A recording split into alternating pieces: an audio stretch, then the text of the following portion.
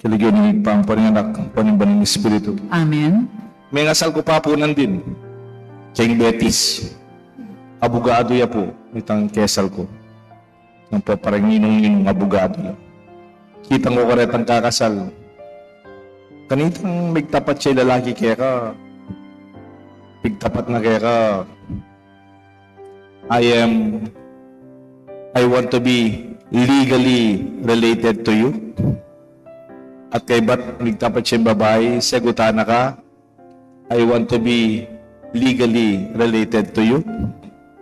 At imbang may kasawang migtapat palalaki, kaya ngayang paglolon, burin sabihan, bisa akong misan metong kata kayong batas.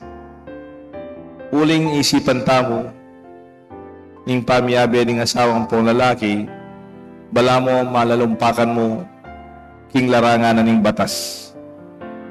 Ali, there is more than the law. There is more to what is lawful. Relationship of husband and wife is not bound by legality. More than legal, ang civil na kasal. Love is the foundation of relationship of man and wife and even a family. Yung lalaki po, magtapat siya kayong asawa na o paglolo na kaluguran ba ka? Kaluguran mo ko? I love you, man. Pwede magsabihin ng batas. Kasing kutang dageti, is it lawful for a man to divorce his wife for any cause whatsoever? Yung kutang daang Kristo, gusto ba kayong batas tamo? Digal ba kayong batas tamo? Na pwede na yung pakiwan niya ng lalaki, yung kayong asawang babae, gaway ang kasulatan? Bala mo, yung basiyanan ng pamiyabi ng lalaki po babae, kita mong kasulatan ni legal? O itang lugod? Apaan ibatanan ng pamiyabi daring may asawa? Kaya kasi agad tamong isipan yung divorce at imong ngayon maragulang issue divorce tungkol yamo kayong legal na relasyon.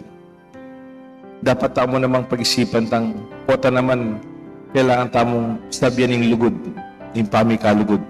Nung nuwa yan talaga malalumpakan yung pamilya dahil may asawa. Ngayon po nga doon iti, magumsan na po, dintang yung presidente na ng Singapore, Pilipinas. Ang gala po yata bukas yung presidente ng Singapore. Aga nakako po yung Singapore, meto niya ka rin peka makwalta, peka matagumpeng bansa. Emo kaya Southeast Asia. Muna man kayong mabilo gayato. Bali po. One of the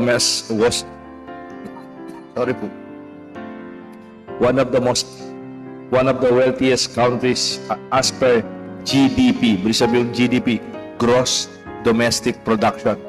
Bili sabihin ito itang produkto da rin tao king mismong bansada. Domestic Production. Aluway pa po itang GNP, Gross National Production.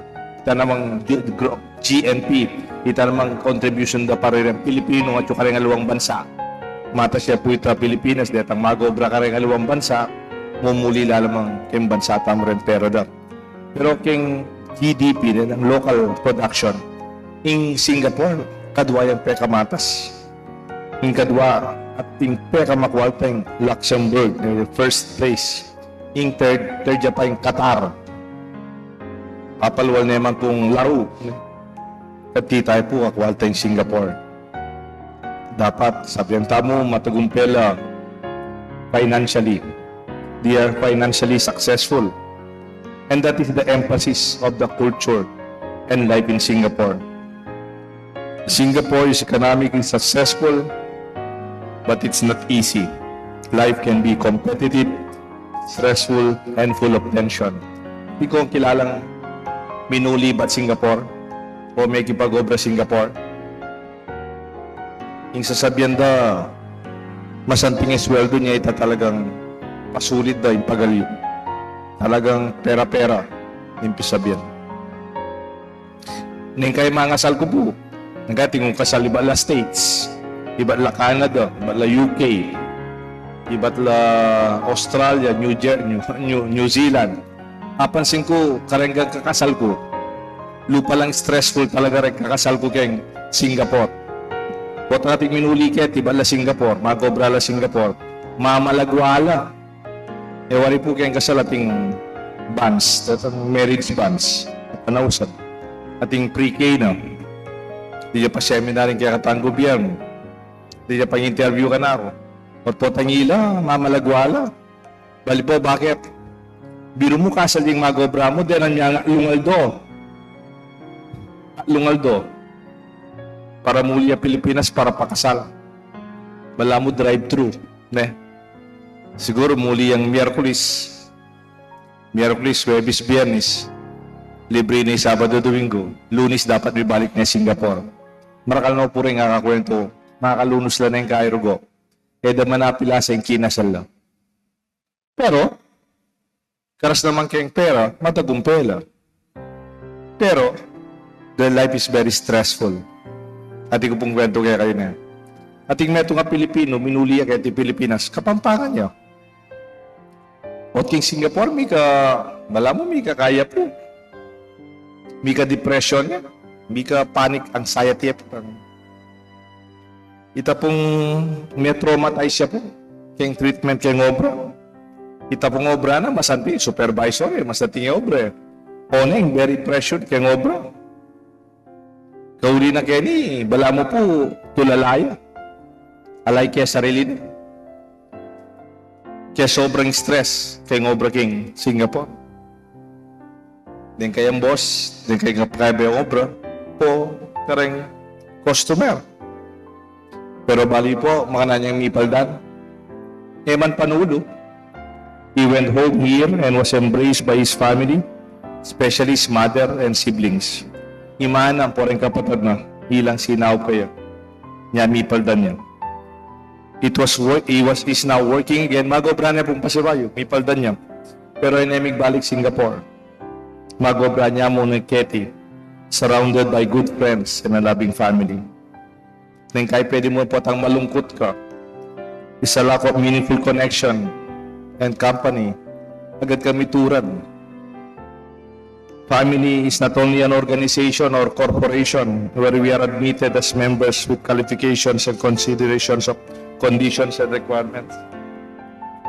Organization in focus na siguro teamwork, motivation building, better performance, skills development.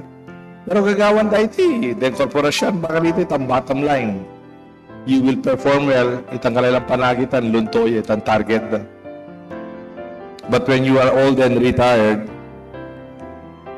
by your own mistakes, you can be expelled. When you are old, you will be terminated.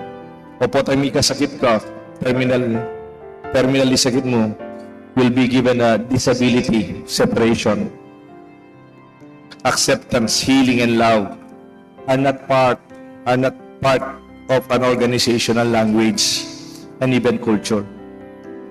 Kaya negosyo, daw sabihan itang tanggapan may pangataw, patawaran may, then may panahon may paldan, o luguran may. We are ushered into life in a family because there is no condition. Pata may bayching may itong anak, kayong pamilya, miyembro na yung pamilya. Pero kayong korporasyon, bayo ka maging miyembro ng korporasyon, dapat ati ka pa mong application, ati ka interview, ati ka requirement, nung gusto itang pag-aralan mo, lalo ka rin teacher ngayon, dapat ang masters mo, makalinyaya ka rin. Dapat nung alayta, nakatanggapan. Pero kayong pamilya, basta mibay ka kang ima, biyasa ka, oli ka, masyas ka bunto ko, magana ka, you are part of the family. It is called a gift. It's gift. It's grace that is freely given and received when we are ushered into a family. Membership in a family is a gift. Anyapin po in our family relationship, kaya po dapat magbayo. When your mother, your father, your sisters, and your brothers will remain. Na anumang malyaring kapatid mo, yung pengari mo, Hanggang aliwayo galing kapatid mo pa rin. In our family, our relationships remain and does not change. We are embraced as part of the family as we are. We do not choose our family. Pwede kang mamiling korporasyon, pwede kang mamiling pipag-obra mo, pwede kang mag-resign kay obra mo, pwede kang milako kay obra mo. Pero kay pamilya, kaya ka man makapamili, regalo yung pamilya. Kailangan tayong tanggapan at kaulan. Kaya ka man pwedeng mag-resign, Sabihan mo, hari ka rin anak mo, potang masya sa buntok. Mag-resign na ako, nakabisa maging imayo. O kaya mag-resign na ako, nakabisa maging kapatid mo, matsura ugali. Di sana karakalda na rin mag-resign kaya katama. Pero ali, makanya naman biya talasaw. Mag-resign na ako, ako rin asawa. Divorcing house na kanit. Manatili tamo. But we can choose family. We don't choose family. Even when it's not perfect, God chose us and it chose to be born in our human family. Bigyan ng Diyos, may kisalamuhay kaya katamo. May kiyabe kaya pamilya tamo. Kaya katang pangatao. In the family, unlike a corporation, there are no qualifications needed. No productivity measured. No termination.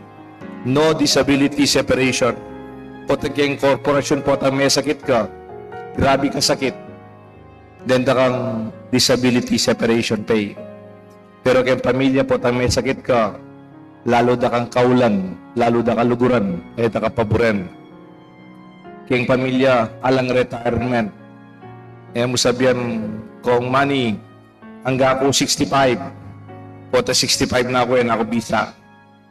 Mag-retire na akong tatayo. Ngayon ako. Aliban po.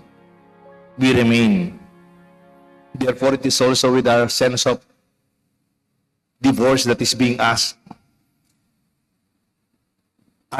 Is it legal for a man to divorce his wife for whatever reason? Bakit wari? Pamiyabeta mo, legal mo. Pota Isus, masegutan diretso ita uling tandaanan nyo, anak kadita minuna pang panahon, ala pang batas. Miyabe ning lalaki ang pamabay.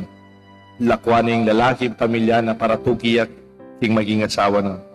At nga namang piyabe ning Diyos na dapat pikawanin ning tao.